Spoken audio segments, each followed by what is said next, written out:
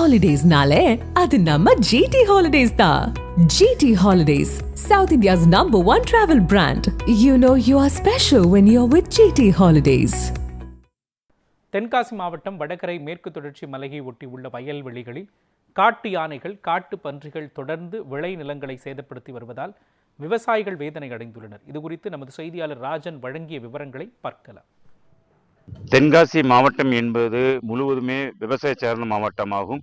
இங்கு ஆயிரக்கணக்கான விவசாயிகள் நெல், வாழை, தென்னை மற்றும் காய்கறி பயிர்கள், பூ பயிர்கள் உள்ளிட்ட பயிர்கள் செய்து விவசாயம் செய்து வருகின்றனர். இந்த மாவட்டத்தில் மொத்தம் 5 அணைகள் உள்ளது. இந்த 5 அணைகளில் நம்பியே ஆயிரக்கணக்கான விவசாயிகள் தற்போது விவசாயம் செய்து வருகின்றனர். குறிப்பாக தென்காசி மாவட்டம் செங்கோட்டை அருகே உள்ள மேற்கரை மற்றும் வடகரை, புளியங்குடி, வாசுதேவநல்லூர் உள்ளிட்ட பல்வேறு பகுதிகளில் அதாவது அந்த பகுதி என்பது மேற்கு தொடர்ச்சி மலை அடிவார பகுதி என்பதால் அந்த பகுதியில் சுமார் ஆயிரக்கணக்கான விவசாயிகள் தற்போது கார்நெல் சாகுபடி பணிகளில் தீவிரமாக ஈடுபட்டு வருகின்றனர். மேலும் காய்கறி பயிர்கள், தென்னை, மா உள்ளிட்ட பயிர்கள் தீவிரமாக ஈடுபட்டு வருகின்றன. இந்த நிலையில் வன விலங்குகளான காட்டு பன்றிகள் மற்றும் காட்டு யானைகள் தொடர்ந்து இந்த பகுதியில் உள்ள விளைநிலங்களுக்குள் புகுந்து அந்த விளைநிலங்களை முற்றிலுமாக சேதப்படுத்தி வருகிறது. குறிப்பாக சில நாட்களுக்கு முன்பு புளியங்குடி மேற்கு தொடர்ச்சி மலை பகுதியில் அந்த எலுமிச்சை தோட்டத்திற்கு விவசாயிகள் பணியாளர்கள் செல்லும் போது ஒரு கரடி குட்டியுடன் அந்த பணிக்கு சென்ற 3 பெண்களை கடுமையாக தாக்கி தற்போது அவர்கள் சிகிச்சை பெற்று வருகின்றனர். அதே போல் பழைய குற்றாலம் பகுதியிலிருந்து ஒரு சில தினங்களுக்கு முன்பு அந்த பகுதியில் ரோடை கடக்கும் காட்சி என்பது சமூக வலைத்தளத்தில் அந்த வீடியோ பரவி வருகிறது.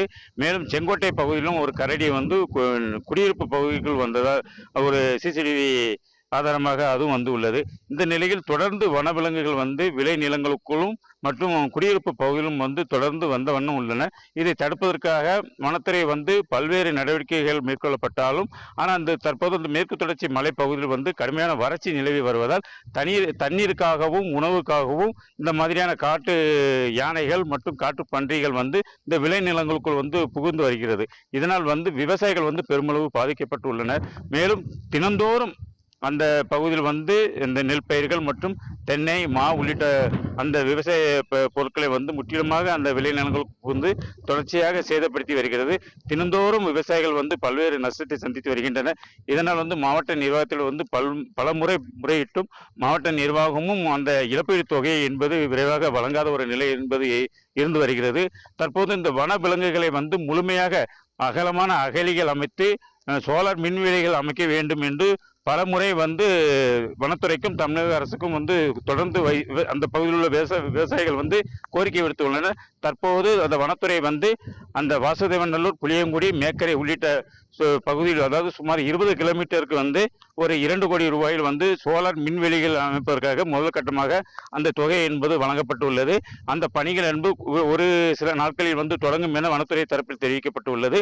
மேலும் விவசாயிகளின் கோரிக்கை என்னவென்றால் அந்த சமயங்களில் அதாவது இந்த விளைநிலங்களுக்குள் வரக்கூடிய அந்த காட்டு விலங்குகளை முழுமையாக அந்த அடர்ந்த வனப்பகுதியில் விரட்டிவிட்ட பிறகு இந்த மாதிரியான அகழி அமைப்பதும் சோலார் மின்வேலிகள் அமைத்தால் மட்டுமே மீண்டும் அந்த வனவிலங்குகள் விலங்கு இந்த விளைநிலங்களுக்குள் வராதவாறு இருக்கும். மேலும் இந்த வனத்துறையை வைத்து இரவு பகலாக விரட்டினால் மட்டுமே இந்த வனவிலங்குகளை கட்டுப்படுத்த முடியும் என்று ஒரு கோரிக்கை வைத்துள்ளனர். மேலும் இதுவரை சேதமான பயிர்களுக்கு உடனடியாக அதிகமான அந்த இழப்பீடு தொகையும் வழங்க வேண்டும் என்று கோரிக்கையை வைத்துள்ளனர். தற்போது இந்த 20 கிலோமீட்டருக்கு இந்த சோலார் மின்வேலிகள் அமைக்கும் பணி என்பது இன்னும் ஒரு சில நாட்களில் தொடங்கும். அதே போல இவர்கள் விரைவாக இழப்பீடு தொகையும் வழங்கப்படும் என வனத்துறை தரப்பில் தெரிவிக்கப்பட்டுள்ளது. ராஜன், நியூஸ் 7 தமிழ், தென்காசி.